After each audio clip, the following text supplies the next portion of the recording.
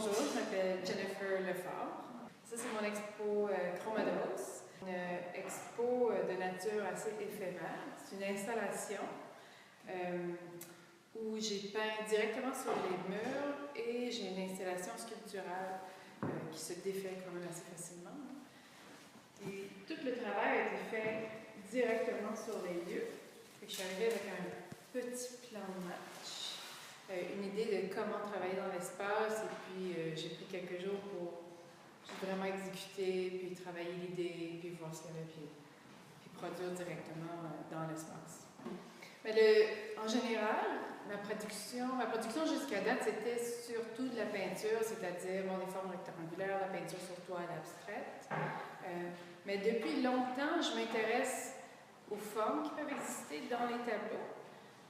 S'ils pouvaient exister en forme tridimensionnelle, ou si ça pouvait exister plus dans l'espace que juste dans l'espace du tableau.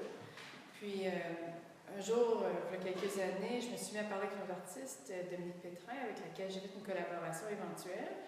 Et c'était la première collaboration où j'ai fait vraiment le travail in situ, c'est-à-dire arriver seulement avec les matériaux bruts et se débrouiller dans l'espace pour créer d'environnement plutôt que se limiter au rectangle, au carré, etc., pour créer un environnement dans lequel on peut se projeter, mais là, c'est en créer un qui est vraiment, qui nous entoure. L'idée ici, c'était d'arriver, puis de délimiter l'espace à peindre dans un premier temps, et de créer, comme dans les tableaux, on peut souvent voir des formes qui avaient l'air à vouloir émerger de l'espace. Donc, de prendre les matériaux que j'utilise, surtout récemment, je travaille beaucoup avec la bombe à aérosol.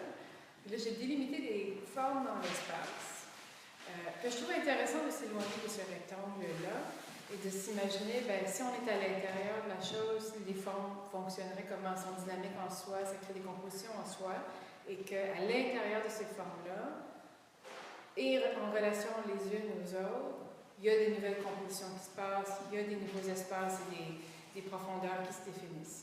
Fait que c'était l'idée de trouver ces formes-là dans l'espace d'abord, les définir, ensuite peindre, ensuite aller à l'extérieur de ces formes-là. Il y avait beaucoup d'étapes. Ce qui m'intéresse le plus dans le travail abstrait, c'est pas juste dans mon travail, parce que je pense dans bien du travail, peut-être même pas juste de l'abstraction. Ce qui m'intéresse, c'est ces espaces entre deux. Finalement, c'est les espaces où on a envie que le spectateur ait la place de soit s'insérer, soit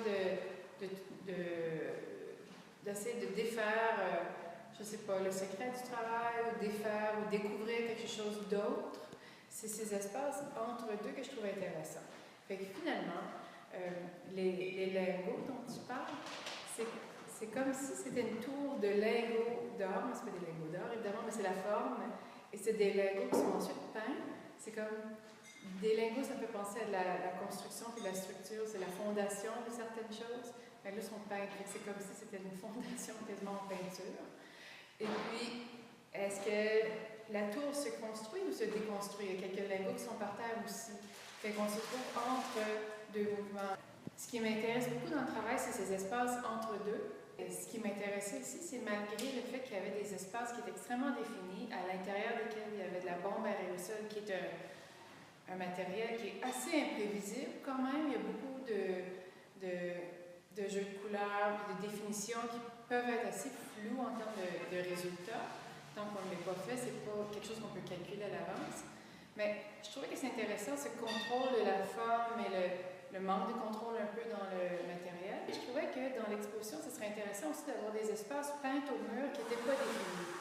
Pour un peu donner clin d'œil à est-ce que l'espace est encore en transition? Est-ce qu'on passe de l'informe à la forme ou l'inverse? Est-ce que ça se construit ou ça se défait? Est-ce que ça donne clin d'œil peut-être à un espace en mouvement en sorte? Parce que quoique les couleurs et les formes peuvent nous faire penser à des choses, des références dans nos vies, le travail demeure abstrait.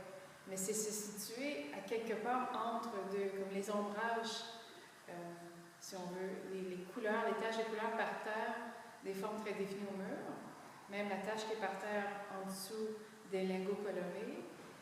C'est comme une flaque de peinture, mais c'est trop défini pour être une flaque. Puis du même coup, ça fait penser à un ombrage, mais c'est pas ni la même couleur, ni la bonne forme pour être un ombrage. c'est comme si quelque chose de la couleur qui rentrait dans l'œuvre au mur ou peut-être qui en sortait. C'est laisser assez ouvert les possibilités de l'évolution du travail dans lequel on se retrouve. C'est comme si on se trouvait dans un moment fixe, puis que ça pouvait évoluer avant et après notre arrivée.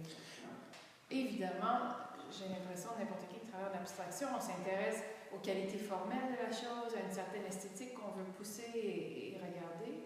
Mais avant tout, quand je suis arrivée ici, c'était une chance pour moi de travailler dans un mode tout à fait expérimental.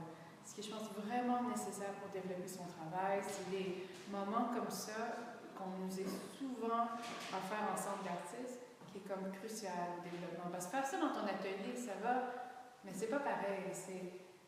Ici, on le fait, c'est une marque permanente, mais temporaire en quelque sorte. Le travail éphémère, c'est comme le contraire. Hein? Pour un peintre en général, si on a de la chance, les gens, on donne nos œuvres ou les gens les achètent si on a un peu de chance. Puis, le travail existe jusqu'à temps qu'on le détruit physiquement. Mais c'est rare. Là, c'est volontiers, c'est à détruire, c'est à disparaître. Je ne sais pas, peut-être c'est bien sentimental et philosophique, mais c'est bien de ne pas pouvoir trop s'y attacher parce qu'il faut vraiment le vivre dans le moment. Il faut que moi, je le fasse intensément quand l'œuvre se fait. Mais il faut aussi, j'ai l'impression que les gens sont assez ouverts et limite vulnérables pour le vivre parce que dans 30 jours, ils n'ont plus. J'ai travaillé en centre assez longtemps, puis je sais que les gens n'exposent pas à plusieurs reprises à quelque part, mais ici, moi, j'aurais tellement envie de revenir. J'ai été comme vraiment frappée en très peu de temps, je dirais quasiment en quelques minutes, à quel point les gens ici sont intéressants, et intelligents, et sympathiques, et engagés. Ça m'a beaucoup marqué. C'est pas que je m'y attendais pas, mais une découverte souvent se fait tranquillement. Et à Sudbury, je trouve que les gens ont les sentiments, they wear their heart on their sleeve. Yeah, c'est vraiment à vif et ça m'a fait un grand bien. Vraiment, je trouvais qu'à me lancer là-dedans, puis à me lancer, puis à me mettre un peu à vif pour mon travail, je trouvais que c'était parfait parce que tout le monde était là. Tout le monde était prêt à dire, t'as besoin de quoi, tu veux qu'on s'en aille, tu veux qu'on reste. Il y a une rigueur intellectuelle ici que je trouve vraiment super. Ouais, c'est un petit joyau, ça brûle. Les gens n'en parlent pas assez. J'ai vraiment, c'est comme A++ comme expérience. J'ai vraiment adoré ça.